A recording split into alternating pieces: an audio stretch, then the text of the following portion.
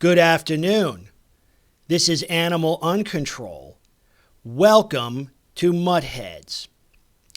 Today's topic is nutter rhetorical and ideological fails, but I'm actually only going to cover one or maybe two of them. There's dozens, so this will be a recurring sub-series, I guess you could call it, on this channel. Understand that pursuant to my conversation with AJ on nutter ideology, this is a criminal ideology. So to protect and promote their interests, they have to essentially endlessly lie and cheat to keep it afloat. It does not hold up to any sort of honest scrutiny. So what I'm going to do is I'm going to call this, I've actually written about this one fail before, but I'm going to expand on it and also, include it in this video, obviously. So I'm going to call this like I'll call it like ideological fails, okay? Dishonest debate tactics. Maybe I'll call this part A. Okay, because there's we may actually get to Z. There's so many of them. And what I would like, folks, the takeaway from this should be when you hear nutters speak, or if you're debating them in public, bring these things up, call them out on these dishonest debate tactics. Tell them it's like, look, I see what you're doing. You're basically lying, and that's what most of these are. They're just very sophisticated lies and deceits. The first one we're going to discuss, and I've touched on it a couple of times before, is the bait and switch, okay? Now, the bait and switch, it sort of originates as a dishonest business practice or commercial practice. In other words, if you go to a car dealer and order a Mercedes S-Class and they deliver a Yugo, that's a bait and switch. You didn't get what you were promised. Okay, now, nutter propagandists indulge in this all the time. It's like their entire narrative is just infused with it, and there's many examples of it, and I'll go over maybe half a dozen or so in this video. So your first type of bait and switch, and of course I'm going to fix this like I always do, is the criminal justice bait and switch. Okay. Now what they're doing here is they always claim that criminally prosecuting, dog owners that endanger the community and cause injury doesn't work, and it's a waste of taxpayer money. They say that, locking up, say, the owners of the dogs in the Jacqueline Duran case, or perhaps Mickey's owner, it's not going to do any good because it's not going to unmaul them, is it?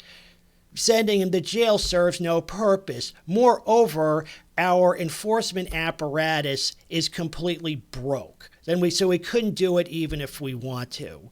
That's the bait, okay? Then the switch comes when something actually happens to the dog. In other words, if, say, someone were to take action against the dog, the single mom whose kid was mauled, say she were to pull like a Dirty Harry on that dog, they would say, oh, she's got to go to jail. That's animal cruelty. That's wrong. We need to make an example of her, okay? Because see, now the, actually having enforceable laws makes sense, and as part of the doggy double standard, and again pursuant to my first conversation with AJ, this is part of the foundation of these doggy double standards, where there's very little protection from the thing but lots of protection for the thing. So dog owners are allowed to offend over and over and over again, and if anybody takes actions against them or tries to take matters into their own hands, that person gets into a lot of trouble. But that's the bait and switch. The bait is that, look, prosecuting these people doesn't undo the harm. But think about it. Why do we go after serial killers? Why did we arrest and incarcerate and actually ultimately execute Ted Bundy? It didn't unmurder any of his victims, did it? What it did was it prevented future harm, and it also set an example for others who might want to indulge in the same activity. One of the reasons we have this problem is because people know they can use their dogs to injure others and get away with it. So that's one example of the bait and switch, and this is probably one of the most noxious ones we have. Okay, now this is another one, and you hear this all the time. You can't identify a pit bull bait and switch. Okay, so switch. Okay, so pit bull aficionados will endlessly praise the breed. They'll talk about how their Fido is the greatest pit bull ever, and pit bulls are the most wonderful dogs in the whole world. They're the best dog breed in existence by far, okay? But then when something happens, or if you point them to, say, the dogsbite.org page, they say, oh, pit bulls can't be identified. It's all a big misunderstanding. Those are just unidentifiable breed mutts. Okay, that's the switch. So the bait is they will praise them endlessly, and then the switch comes when something bad happens. Okay, so they're identifiable as pit bulls when they're behaving, and they're not when something bad happens. So if you consider like this photo here, they would say, yes, that's a pit bull. That's a pit bull because he's behaving. See, he's at least he's sort of detached, but he's not in the process of mauling this little boy or the man. So this is a pit bull, but if he were to attack them, all of a sudden it's not a pit bull. That's the switch. Okay, so you hear that all the time. And it makes you wonder, when those people, praise the breed or praise the dog, you say, okay, you say pit bulls are great, but how do you know your dog's a pit bull if they can't be identified? In fact, how do you even know it's your dog? It might be something else. So that's another very popular one. Okay, now the next one, and I touched on this in my video before last, the animal rights bait and switch. Okay, so here the bait is what, say a dog mauls somebody, the Mick the Mauler case is a classic. The bait is, you can't summarily execute him. You can't just put him down. He's a person with a full set of civil rights. He has a right to his day in court. Okay. Now, to digress a little bit, I think that all dogs that maul and kill should be summarily put down. And no, it's not a matter of accountability or responsibility.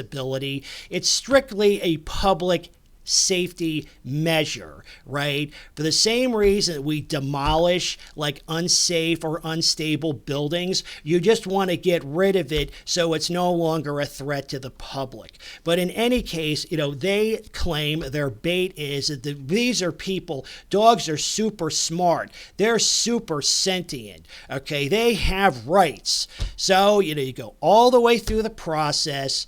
But then when it's time for the dog to be held accountable, they're like, you can't hold a dog accountable. That's the switch. It's not a person. It's just a dumb dog. It had no clue what it did. It doesn't understand the repercussions of its behavior. You can't, follow through on this. That's the switch. They do that all the time. Okay? Again, I discussed this maybe in a little more detail in the other video. And again, the fact that dogs really can't be held accountable, like they're not moral actors, or agents, that doesn't mean that they just get put back into circulation. Again, all dogs that maul and kill need to be summarily put down, period, strictly as a public safety measure. Again, it's not a matter of accountability necessarily, because, yeah, you're not setting an example for the other dogs, now are you? But no, Fido needs to take a dirt nap, period. Okay, so the next one, and you hear this quite often, is the nanny dog. And this is another one related to pit bulls. Pit bull aficionados claim that pit bulls were indeed bred and raised to nanny human children. That's their claim. That's the bait. Now, just as an aside, this is also anthropomorphization. I'm probably not pronouncing that correctly. So what that means is to attribute human form or personality to things not human. In other words, you're attributing, human-like characteristics to a non-human agent. Now, dogs are too stupid to nanny human children. Okay, nannying, it's not rocket science, but you need to be able to do things like drive cars, prepare meals, change diapers, a whole slew of things that dogs are totally incapable of doing. So with that said, that anybody who thinks that any dog can be a nanny is an imbecile. But back to the bait and switch. So they bait you with the claim that pit bulls are nanny dogs, but then when a dog attacks a kid, they blame the parents. They say, oh, you can't leave a dog alone with a kid. You can't. And this is like 30 seconds ago, they were just saying the dog is a nanny. So the bait is it's a nanny, and the switch is, oh, it's just a dumb dog that'll, bite anybody. Okay? Bait and switch. And they endlessly flip-flop back and forth. Okay. The other one is the noise pollution bait and switch. Pollution. Okay, so again, we know that dogs are the number one source of noise pollution in most neighborhoods. Perhaps in many cases, such in my neighborhood, it's more than everything else combined. Now, they claim that your home is going to sound like a dog kennel at feeding time all the time, so just get used to it. Okay, this is just the way of things. That's the bait. The switch comes when somebody starts making noise or noise polluting in a way that is offensive to Fido. Then, now, noise pollution is a problem. That's something that does need to be fixed. Okay, that's the switch. So again, all these people, they're lying. Okay, they know that pit bulls aren't nanny dogs. They know that pit bulls can be identified. They know that noise pollution is a problem. They know that dog attacks and the like are a matter for a criminal justice system, and that the means exist to go after these people. They are liars. They lie and lie and lie to promote their criminal ideology. One more thought on this before I close. Many people might think that, say, evolving on an issue is a bait and switch or a flip-flop. That's another way to look at it. It is not. I think it is perfectly legitimate to change your mind about something upon being presented with new evidence, learning new ideas, and gaining new experience. For example, in this space, many people who don't like dogs used to love dogs, but after having problems with dogs and dog owners and dog cultures changed their mind. Those experiences soured them on dog culture, and that is a perfectly legitimate evolution to have. People do it on all kinds of things, political issues. People move right, people move left, either overall or on certain issues, again, after learning new things and uncovering new evidence. It's perfectly legitimate.